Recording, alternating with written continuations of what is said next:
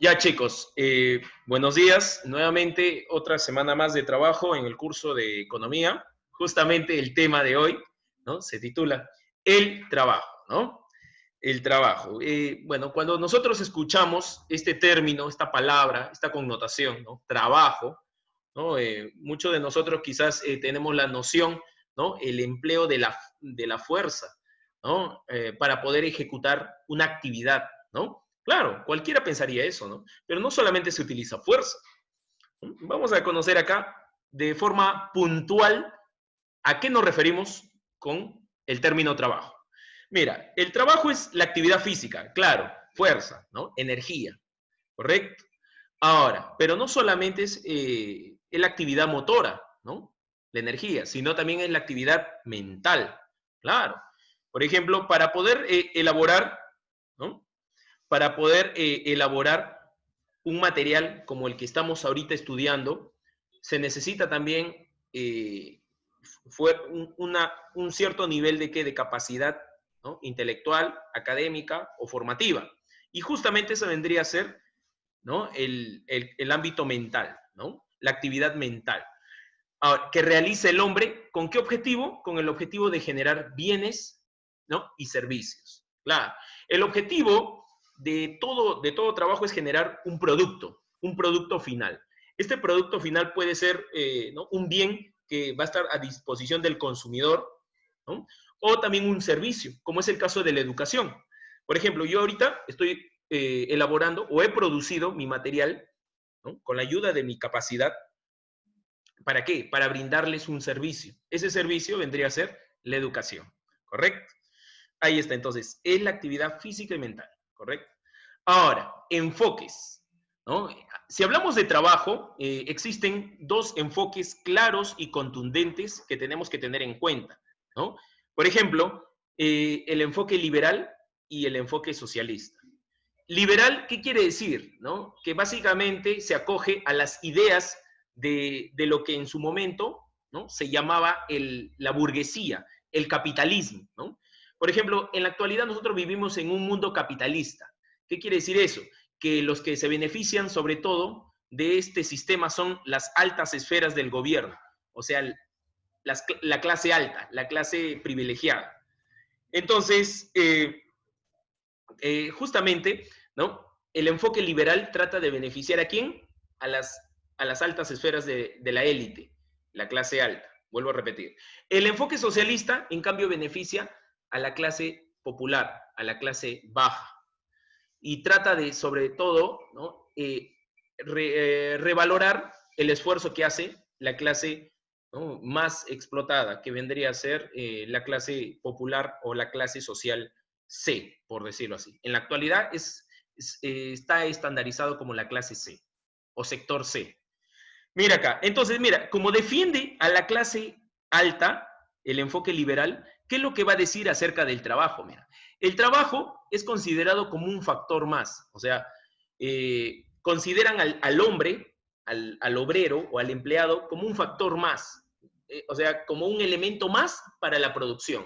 No le dan su lugar privilegiado, sino lo consideran como si fuera un elemento más que se tiene que recurrir. Y que existen, ¿no? Y que existe mucho de ello, ¿no? Mucha mano de obra. Por eso es explotado constantemente, ¿no? El sector de la clase baja. Por eso las familias de la clase baja reciben sueldos, ¿no? Muy bajos, debido a que al ser tanta la población, entonces el empresario tiene para escoger a quién y a quién contratar y cuánto pagarle también, que es un pago mínimo, un pago, ¿no? Por debajo del promedio. Entonces, el trabajo simplemente es un proceso más, ¿no? Lo considera así, ¿no? La clase capitalista, ¿no? En cambio, dentro del enfoque socialista, vendría a ser que el trabajo es pieza clave, no es uno más del montón de los factores, sino es un punto primordial. ¿Por qué? Porque acá, si no fuese por el trabajo, por el empleo de la fuerza o de la capacidad intelectual, no se llegaría a obtener el producto que se va vender o se va a comercializar. Fíjate, para poder producir, ¿no?, un determinado bien, se necesita el empleo del trabajo, ¿no? Se utiliza la energía del trabajo, ¿no? Tanto en todos los sectores de producción. Y el hombre forma parte o pieza fundamental de este sistema. Acá en el enfoque social se trata de valorar el trabajo que hace el hombre. En cambio, en el enfoque liberal, si te das cuenta, no. Todo lo contrario, simplemente es uno más, ¿no? Es un factor más, nada más.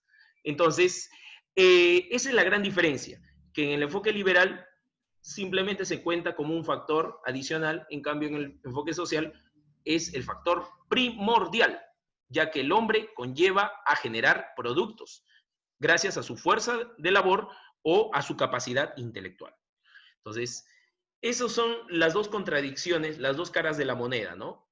Unos tratan de ver al trabajo como una cosa común y el enfoque socialista trata de ver como si fuera la clave de toda la producción, ¿correcto? Entonces, cada uno tiene su propio concepto, su propia visión de lo que vendría a ser el trabajo, ¿no? Ahora, vamos a conocer acerca de la fuerza del trabajo, ¿no? ¿Qué es la fuerza del trabajo? Existen dos ámbitos, ya lo hemos tratado en el concepto, la fuerza física y la fuerza mental. Por ejemplo, en la fuerza física del trabajo emplea la actividad muscular, ¿no? Se ve manifestado la energía, ¿no?, de todas nuestras extremidades. Es el caso, por ejemplo, acá tenemos un futbolista, ¿no?, de élite, ¿no?, como a través de su actividad muscular está generando trabajo, claro, porque esta disciplina es un trabajo también que se ejecuta. Ahora, ¿requiere de qué? De capacidades motoras, ¿correcto? Acá sobre todo es capacidad motora. ¿Para qué? Para poder desplazar el balón, ¿no? ¿No? A su comodidad o a su habilidad, a su ingenio. Ahora, y la otra fuerza de trabajo vendría a ser mental, ¿no? Acá vamos a ver a otro personaje, ¿no? Bill Gates, ¿no?, que se encuentra, ¿no?, entre uno de los personajes más destacados dentro del ámbito de la cibernética. Y cómo ha utilizado su ingenio, su capacidad para generar un producto. ¿Y cómo se llama ese producto? ¿Te acuerdas? Se llama Microsoft, claro. Entonces, fíjate cómo dos, ¿no?, personas en diferentes ámbitos, ¿no?, impulsan o generan una fuerza de trabajo. Por un lado, el futbolista, ¿no?, genera su fuerza de trabajo físico-motor, ¿no?, con la ayuda de su actividad muscular, y el otro, ¿no?, una actividad o fuerza de trabajo mental, ¿no? También genera un producto. Ambos generan producto. Ahí está. Entonces, que quede bien en claro esas dos connotaciones. Ahora, pasamos al cuarto aspecto, que vendría a ser la retribución del trabajo. Toda labor tiene una retribución, ¿no? Claro, por el tiempo o la jornada trabajada, la cual se hace llamar salario, ¿no? Eh, el término salario deriva justamente de las civilizaciones antiguas, en las cuales antes se retribuía justamente con fracciones de este insumo llamado sal. De ahí justamente viene la palabra salario. En la edad antigua se retribuía de esa forma a los trabajadores, ¿no? Entonces, de ahí justamente que se remonta la palabra salario hasta nuestros días. Ahora, y nuevamente vemos acá, ¿no?, los dos enfoques o las dos escuelas, ¿no? La escuela liberal, que siempre apoya al capitalismo, y la escuela social, ¿no?, que básicamente sigue los lineamientos del socialismo, ¿no? Mira acá, la escuela liberal, que siempre va a dar beneficio ¿a quién? Al burgués, al empresario, ¿no?, a la clase alta. ¿Qué es lo que dice acerca del salario? Mira, dice que todo trabajador recibe un pago, ¿no?, de acuerdo a su eficiencia y productividad. ¿Qué quiere decir eficiencia y productividad? O sea, cuanto más produce una persona, mayor va a ser su salario, su pago, ¿no? Por ejemplo, acá tenemos una imagen en la parte superior. Fíjate, mira estos trabajadores, mira estos empleados, dependiendo de su efectividad o su productividad, reciben ciertas cantidades monetarias, ¿no? Entonces, depende mucho de eso, ¿no? Depende mucho del esfuerzo que realiza cada trabajador, operador en su labor, en su cargo, ¿no? Va a recibir un porcentaje equitativo. Pero, ¿qué es lo que dice el socialismo? Que eso es falso, que no en sí el trabajador no recibe de acuerdo a su esfuerzo, sino recibe una pequeña parte, ¿no?, de todo el esfuerzo que hace. ¿Por qué? Porque ¿quién se lleva la mayor proporción, el mayor volumen de ese esfuerzo que ha generado el trabajador? No se lo lleva el propio empleado, sino se lo va a llevar el propio empresario. ¿A eso cómo se le llamaba? ¿Te acuerdas? Esas horas trabajadas sin ser remuneradas. ¿Te acuerdas? ¿Te acuerdas cómo lo llamaba el socialismo? Le llamaba la plusvalía. Claro. Y eso lo podemos ver en la imagen de la parte de abajo. Mira cómo este burgués, ¿no?, vestido de saco y corbata, ¿no?, cómo le está entregando un porcentaje mínimo. Y prácticamente él se está quedando, ¿no?, con la mayor cantidad de ganancias producto del trabajo que ha generado este obrero, este trabajador, este empleado, ¿no? A eso se le llama plusvalía. ¿Por qué? Porque el empresario se hace cada vez más rico, más poderoso, quitando, robándole, prácticamente así, ¿no? Apropiándose de gran parte de su trabajo invertido por parte del obrero, simplemente le da una minucia, le da un pequeño porcentaje, no le da lo que en sí debería corresponderle por sus largas horas de trabajo y por el esfuerzo que emplea, ¿no?, en dicha labor. No lo hace. Simplemente lo que hace el burgués es, ¿no?, acumularse con mayor beneficio del trabajo del obrero, ¿no?, a costa del obrero, y se aprovecha de la necesidad del obrero. Entonces, esa es nuevamente la contradicción entre el liberalismo y el socialismo. Cómo se tratan de refutar, ¿no? Cómo el capitalismo dice, no, sí se le está entregando al empleado lo que él produce. Y el socialismo dice, no, eso es falso, no se le entrega lo que produce, simplemente se le da una pequeña parte, nada más. Claro, como en el Congreso. Entonces, fíjate cómo, ¿no?, ambos grupos se llegan a, ¿no?, a contraponer, se llegan a refutar en sus pensamientos, en sus ideas. Ahora, formas de retribución, ¿no? Ahora, todo trabajo, como ya lo hemos dicho, conlleva a un pago, claro. Todo trabajo conlleva a un pago. ¿Qué sucede? Mira acá, el salario nominal. ¿A qué se le llama salario? Acá vamos a conocer los tipos de salario. ¿A qué se le conoce con el nombre de salario nominal?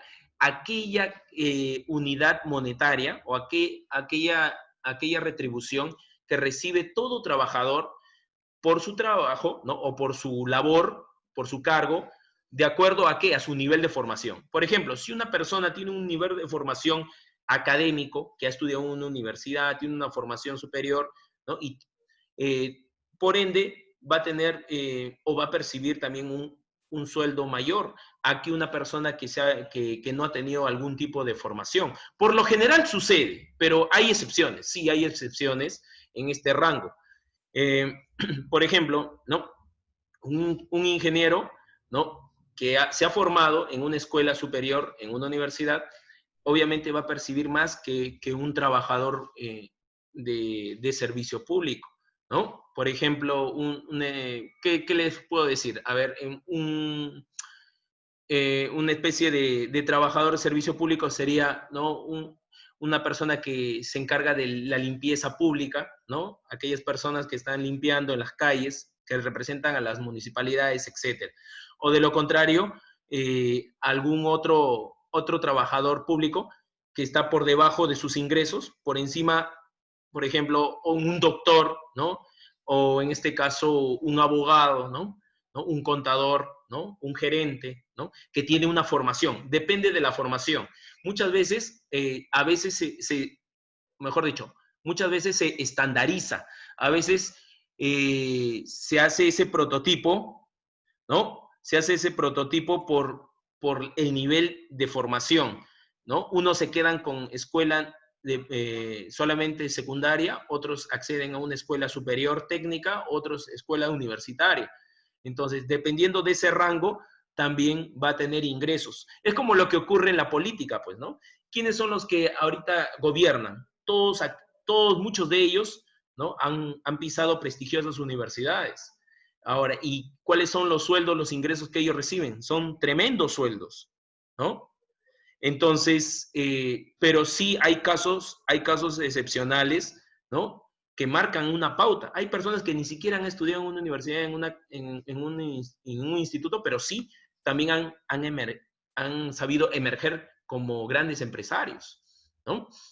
Pero son casos excepcionales. No estamos hablando de forma general dentro del ámbito de nuestra realidad nacional, ¿no? Por eso, bien claro lo dice acá, el salario nominal depende mucho del nivel de formación, ¿no? Si tú te quedas en un nivel de formación básico que es secundaria, tendrás una labor con unos ingresos por debajo de lo normal, ¿no? En cambio, si tú accedes a una educación superior, técnica o universitaria, tus ingresos van a ser mayores.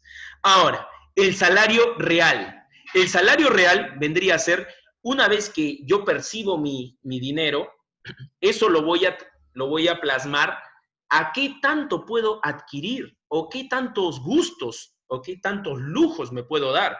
Por ejemplo, una persona, ¿no? Una persona que recibe un sueldo mínimo, precario, ¿no? Dedicado a un trabajo tan elemental que no necesita de una formación superior, ¿no? Va a recibir, por ejemplo, un salario de 600 soles mensuales, supongamos, ¿no? O 700, 800 soles mensuales.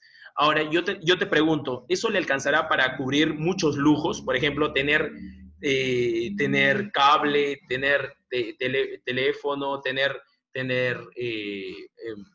otros servicios, por ejemplo, tener un auto, ¿no? Particular, no. Con las justas le sirve para abastecer los servicios básicos.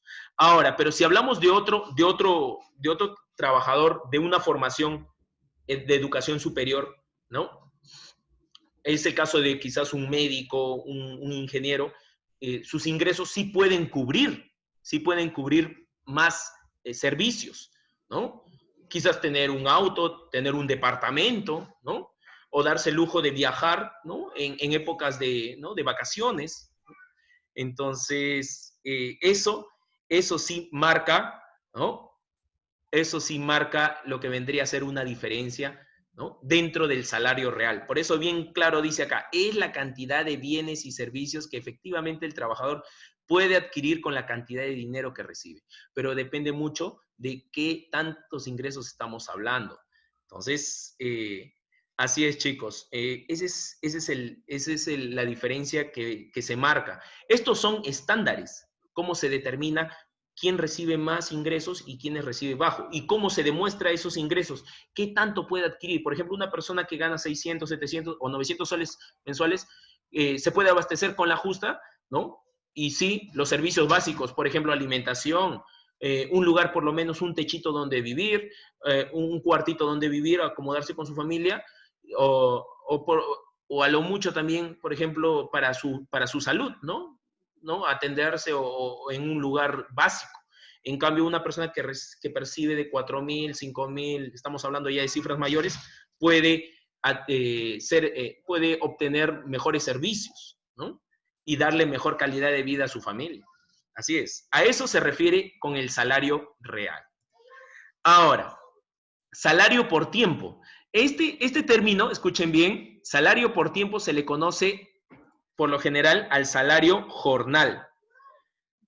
Entonces, salario jornal o jornal simplemente, ¿no? Se le dice a aquel que se le retribuye por el tiempo o el intervalo de tiempo que haya laborado en una empresa, ¿correcto? Entonces, sí, pues, por ejemplo, acá tenemos el caso de un obrero, ¿no? El obrero, por lo general, tiene un contrato determinado de tal mes a tal mes para ejecutar un proyecto de construcción. Entonces, durante ese tiempo, ese rango se le va a pagar por las horas de trabajo, si han sido productivas, y sobre todo, qué tan eficiente ha sido su labor, ¿no? En este proyecto. Entonces se le va a entregar su salario, puede ser quincenal, semanal, quincenal, ¿no? O en este caso mensual, ¿correcto? Entonces es un intervalo de tiempo. Ya depende mucho entre quien lo contrata y justamente esta persona. Entonces, a eso nos referimos. E inclusive también eso también ocurre también en los profesores. Hay profesores que somos contratados por horas y hay profesores que somos contratados por tiempo completo, por decirlo así, ¿no? Sí, en la educación también se estandariza de esa forma. Hay profesores que aceptan contratos por horas, simplemente dicta por hora tal, de tal hora a tal hora me toca dictar, después ya no estoy en el colegio. No hay condiciones que me limitan a que tengo que estar en el colegio, ¿no? Me retiro, normal. Pero hay contratos en los cuales los profesores sí tienen que respetar su hora de ingreso hasta su hora de salida y también mucho depende si la máxima autoridad, que es el director o la directora, ¿no? También dice, ¿no? A ver, profesor, usted tiene que todavía quedarse porque todavía faltan algunas cosas que hacer, ¿no? O ahí apoyarnos, echarnos la mano, ¿no? Así es. Entonces, esos son, ¿no? Los márgenes del salario por tiempo, ¿no? Puede estar fraccionado en días, en semanas, ¿no? En meses. A eso vendría a ser el salario. Ahora, sí, pues, eso es cierto, claro, y también depende de la puntualidad, ¿no? Si es una persona razonablemente puntual, obviamente no va a haber un descuento, pero si llega excesivamente tarde ya se le está fraccionando su pago de su salario. Muy bien, correcto. Ahora, el salario mínimo vital. ¿Quién impone el salario mínimo vital? El salario mínimo vital, llamado así, lo impone los grandes empresarios de las grandes marcas empresariales que tienen mucho poder en el mercado mundial. ¿Correcto? Por eso dice acá, este salario es ideal. Claro, es obvio, va a ser ideal para quién, para los grandes empresarios, porque ellos van a disponer, van a establecer cuánto le van a pagar a sus empleados. ¿Correcto? Dependiendo del cargo que ocupan. Por ejemplo, acá tenemos, mira acá, tenemos acá a la mano derecha una imagen, tenemos en el medio tenemos al gran empresario, ¿no? Quien tiene los mayores ingresos dentro de la empresa. Ahora, y debajo de ello tenemos a sus otros empleados, ¿no? Y él va a decidir cuánto va a ganar cada uno de sus empleados. A eso se le llama el salario mínimo vital, ¿no? Entonces, sí, pues, el salario mínimo vital es establecido por el sistema privado, como dice ahí, por los grandes empresarios, por el empleador, llamado así. Ahora, y el último caso vendría a ser el salario mínimo legal. Ese ya no lo va a establecer los empresarios. ¿Quién lo va a establecer? El gobierno. O sea, quien representa al país, el gobierno, el ejecutivo, el poder ejecutivo, con apoyo y respaldo del poder legislativo, que es el Congreso. ¿Correcto? Mira acá tenemos una escala de cómo ha ido aumentando el salario mínimo legal durante los gobiernos de los presidentes. ¿Te acuerdas de este personaje gordito, ¿no? Que gobernó nuestro país en dos etapas. ¿Quién es? Alan García, ¿sí o no? Claro. Alan García, mira, con Alan García, mira, en octubre del 2007, el salario mínimo legal que lo estableció en su gobierno era de 530 soles. O sea, un empleado podía percibir 530 soles como mínimo, ¿no? Fíjate, muy bajo, demasiado. Y mira cómo ha ido aumentando gradualmente hasta que llegó Ollanta Humala, ¿no? Ollanta Humala en agosto del 2012 llegó a 750 soles, ¿no? Ahora, y llegando, claro, Ollanta Humala, y después pasamos a otro personaje, ¿no? El presidente más longevo de nuestro país, que gobernó por muy poco tiempo, ¿no? Me refiero a PPK, Pedro Pablo Kuczynski. En su corto periodo llegamos hasta los 930 soles. Y hasta hoy en día, ¿no? Con el gobierno de Vizcarra, los 930 soles se han mantenido como el salario mínimo legal, ¿no? Establecido por el gobierno. Y eso lo tienen que acatar todas las empresas, ya sean privadas o públicas. ¿correcto? Y los empresarios tienen que acatar eso, tienen que saber, tener la noción y la idea de que se tiene que establecer un salario como ese, mínimo, no menos, menos tampoco, ya no, ¿no? Entonces, ¿cómo va a vivir la población? Y para hacer un estudio de modificar los valores, siempre hay un previo, ¿no? Un previo mercadeo, ¿no? Un previo estudio de mercado para ver si esa cifra se acomoda a una familia de bajos recursos. Y claro, bueno, si es esa cifra de 930 soles, sí se acomoda en muchos de los casos. Bueno, eso es según la teoría del gobierno, pero basado en la realidad, tú sabes que en una familia esa cantidad es muy poca, inclusive. Inclusive se está tratando de proponer y de modificar y de aumentarle una cifra más, ¿no? ¿Para qué? Para que pueda compensar los gastos. Y ahora más en esta condición en la cual estamos viviendo, que se está viendo tan crítica muchas familias del Perú. ¿Por qué? Porque no les abastece sus ingresos. Entonces, ya sabes cuáles son los tipos de salario. Salario nominal, ¿no? Salario el real, salario por tiempo, salario mínimo vital que lo ponen los empresarios privados, ¿no? A su propio valor y conveniencia, y el salario mínimo legal que lo impone el gobierno. Cada gobierno que entra va a modificar dependiendo de las necesidades de la población. Así es. A ver, chicos, acá, una vez que culminamos los tipos de salario, pasamos a la división del trabajo. Fíjate, la división del trabajo quiere decir, ¿no? Para hacer más efectivo o productivo una labor, se tiene que agrupar y estandarizar en diferentes ámbitos. Por ejemplo, hay tres grupos: división natural del trabajo, división social del trabajo y división técnica del trabajo. La división natural quiere decir de que hay trabajos adecuados o que se acomodan mejor al género femenino y hay trabajos que se acomodan mejor al género masculino. Por ejemplo, acá tenemos un caso, ¿no?, de las profesoras de inicial que se acomodan mejor en el género femenino, ¿no?, que un profesor varón que lo pueda hacer, ¿correcto? Porque tienen mejor atención hacia los alumnos, mayor cuidado, ¿no? Sobre todo mejor trato, ¿no? Y mejor experiencia, ¿no? Mejor flexibilidad con los pequeños de inicial. Eso es un ejemplo, ¿no? Cómo esta labor se acomoda mejor al género femenino. Ahora, en el caso del género masculino, mira acá, en el ámbito de la construcción, se acomoda mejor de acuerdo a las condiciones también de la fuerza, de la energía que emplea el género masculino en este ámbito. Eso es con respecto a la división natural de trabajo. Natural quiere decir de que se adapta mejor a un género con respecto a otro. Pero en la actualidad tú sabes que gran parte de los trabajos lo ejecutan tanto mujeres como varones. E inclusive, por ejemplo, antes no habían obstetras varones, ahora sí hay. Por ejemplo, antes no había ingenieros, ingenieros en general, ¿no? Mujeres, ahora sí lo hay, ¿no? Inclusive hasta no habían gerentes mujeres, ahora sí hay, ¿no?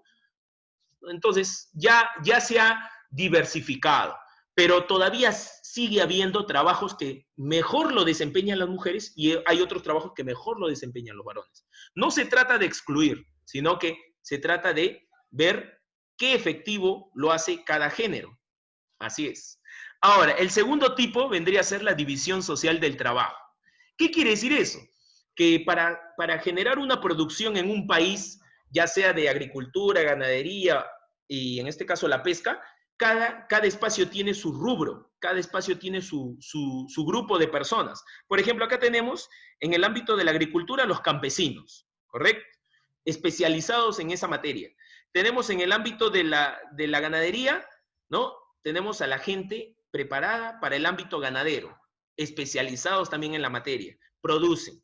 Ahora, y en el ámbito de la pesca también tenemos gente preparada para el ámbito de extraer recursos del mar, marinos. También gente preparada, ¿no?, con experiencia. Ese es en el ámbito social. Ya hablamos de un espacio más amplio, ¿correcto? Ahora, y división técnica de trabajo quiere decir en una empresa.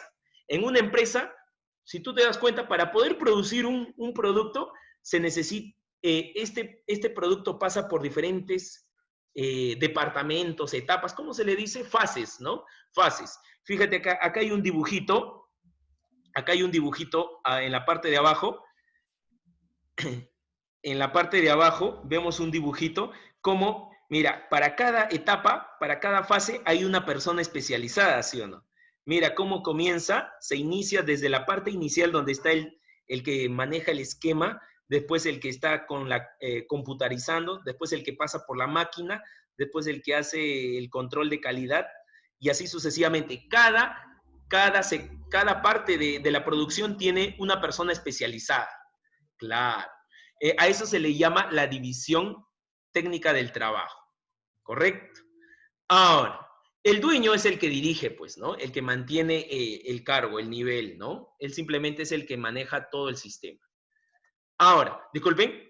Y por último, tenemos el aspecto demográfico del trabajo. Mira, acá en el Perú se ha estandarizado en dos grupos a la población. Aquella población que está económicamente activa, que se llama la PEA, población económicamente activa, y la población económicamente pasiva, aquella que no trabaja, que ni siquiera busca trabajo, sino que ya no trabaja, ya no es productiva. Por ejemplo, en la población económicamente activa tenemos a los empleados. ¿A quiénes se le llama personas empleadas? Aquellas personas que tienen un buen trabajo, un buen salario, por ejemplo, que perciben ingresos que van desde 6,000, 8,000, 9,000 soles hacia arriba y que no tienen la necesidad de buscar otro trabajo. Con ese trabajo se abastece para satisfacer todas sus necesidades y la de su familia. Acá tenemos, por ejemplo, mira, un ingeniero de alto rango, mira, es un gerente, a la vez ingeniero y gerente, ¿no? Ya, un gerente, ¿no? De este nivel ganará más de 10,000 soles mensuales. Ya no tiene la necesidad de buscar otro trabajo. Con ese trabajo se abastece para satisfacer todas sus necesidades y la de su familia. Él pertenece a la población adecuadamente empleada. Claro, que son muy pocos en el Perú, son muy pocos, ¿ah? Ahora, el otro pequeño grupo se llama los subempleados. ¿A qué se le dice subempleados? Aquellos que, habiendo estudiado una carrera, a veces no ejercen esa carrera en el ámbito laboral, sino que se dedican a otras cosas. Por ejemplo, hablamos del mismo ingeniero. Supongamos que ese ingeniero salió de la universidad y no es gerente y no consigue trabajo como ingeniero y tiene que buscar otras alternativas. Por ejemplo, ese ingeniero va a ser profesor de matemática. Hay muchos ingenieros que en la actualidad son profesores de matemática que buscan la forma de cómo tener un trabajo. No como ingeniero, pero ya como profesor de matemática. Ahora, o de lo contrario, hay muchos ingenieros que también son taxistas, ¿correcto? Pero buscan la forma de cómo trabajar y generar ingresos, porque no se abastecen. O a veces son profesores de matemática en la mañana y en la tarde son taxistas. La cuestión es que tienen que generar ingresos económicos para poder satisfacer sus necesidades, tanto de ellos como de sus familias. Así es. Entonces, no necesariamente un ingeniero que sale va a tener un cargo importante en una empresa, no. Pasa por estos niveles, imagínate. Ahora, y el tercer grupo son los desempleados. Aquellos que han salido con su carrera, pero no consiguen trabajo. Están en búsqueda de trabajo. Sí, tienen la intención de buscar el trabajo, pero están en ese proceso. No tienen trabajo, no tienen ni como profesores, ni como ingenieros, ni como taxistas, pero están en ese proceso de la búsqueda. Sí. Y por último, tenemos la población económicamente pasiva, ¿correcto? Y acá tenemos aquellos que ya no producen, no trabajan. ¿Quiénes son? Los jubilados, claro. Los jubilados, como ya terminaron toda una etapa de vida trabajando durante 30, 35, hasta 40 años, ya cesaron. ¿Qué quiere decir cesaron? Culminaron con su trabajo, ¿no? Y reciben su jubilación, ¿correcto? Acá también, aparte, sí, los viejitos. Aparte de ello, también tenemos acá las personas que tienen problemas, discapacidades críticas, crónicas, y que no pueden laborar. Listo, chicos. Entonces, así culminamos